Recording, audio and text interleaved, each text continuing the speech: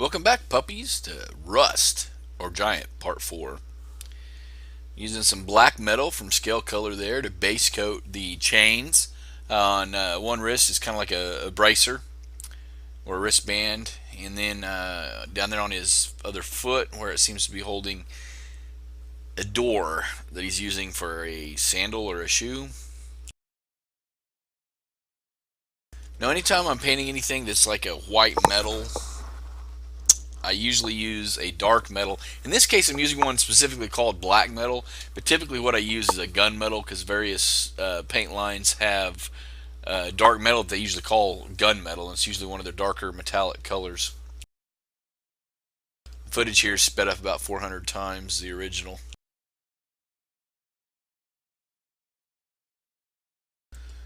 Now, the rust method that I'm demonstrating in this video is just kind of a quick and dirty one. It's the one that I go to often the most. It works really, really well. But there's another method which involves a chipping medium. That will probably get a whole video all by itself sometime later down the road. But for right now, if we're working on this miniature and just demonstrating some of the different painting techniques I use on this miniature, I'm kind of using my go-to rust on here. I give it the base in the dark metal, in this case black metal from Scale Color, and then I'm going to be layering over it with some rust colors. Now the rust colors that I've chosen literally are rust color paint from Vallejo, from their Model Air line, and they actually have 5 colors in the series total, and I only use a triad that's in the middle. They actually have from like almost a black rust all the way up to a bright yellow rust, and I use just the 3 in the middle, which kind of goes from a brown to an orange. Here we go. There's the triad that I used: orange rust, light rust, and rust. Give it a good mix, just using it on a dry palette here, and I'm going to take some foam that comes in a blister pack sometime with miniatures, sometimes it's in little boxes, and I'm going to tear a piece of it up and I'm going to just ball it up. And it's important, if you ever use this technique, that you wad it, because if you don't and you have a straight edge in there, it will come out in your stippling, which is what I'm about to do. I'm about to stipple.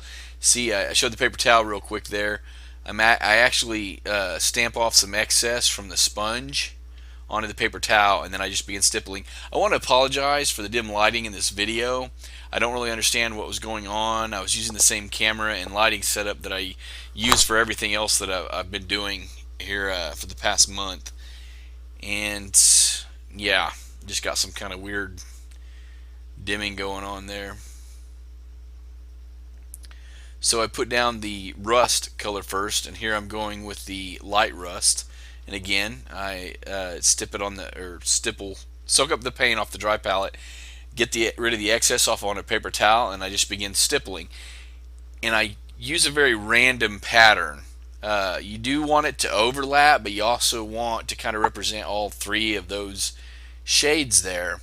So I try to make sure not to cover up any one color completely, but I am very liberal, and there's no pattern to it. Now if I was doing something like a tank or maybe some part of a structure, if I was doing some terrain, I would put more thought into where water would collect and what the rust would look like there if it was iron or phosphorus material that we were looking at.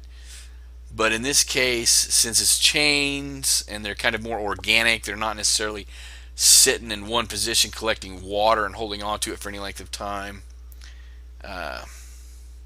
There's thrash metal, Scale Color. Now here's where the depth really gets put on the chains. I'm going to stipple on some of this thrash metal, and it's a lighter metal than the black metal, obviously, and it really adds dimension and it really sells the whole job. With this, I'm going to be a little more conservative than I was with the rust. Whereas I was real liberal with the rust, tried not covering up any one color, but make sure, there's just rust all over the place. Here I'm being a little more picky. I'm just picking out some areas, maybe some high areas where it rubs a lot.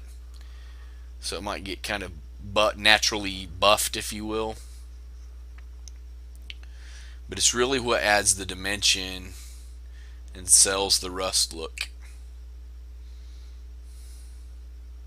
And you can see there where I used it on the anchor. And there's the wrist. Well, I hope you enjoyed this quick and dirty rust video as part of the Giant series. And there you go, there's a still shot of some of the chains and the way it turned out. Well, bark on, puppies.